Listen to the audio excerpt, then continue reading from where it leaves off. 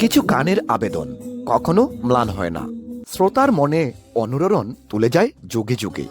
যখন ভার্চুয়ালের জয়জাকারে রুচির বিবর্তন, তবুও হারাতে পারে না চিরচেনা সেই সুরগুলো।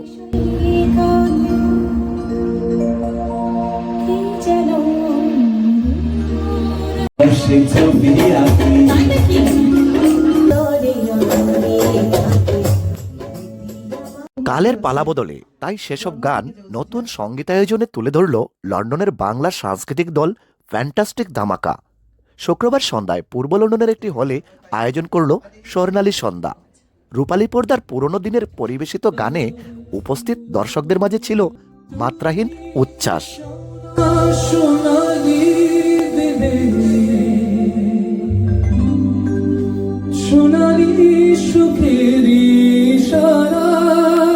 এই অনুষ্ঠানটি করার মেইন উদ্দেশ্য হচ্ছে যে আমাদের সেই স্বর্ণযুগের গানগুলিকে সবার কাছে নিয়ে আসা।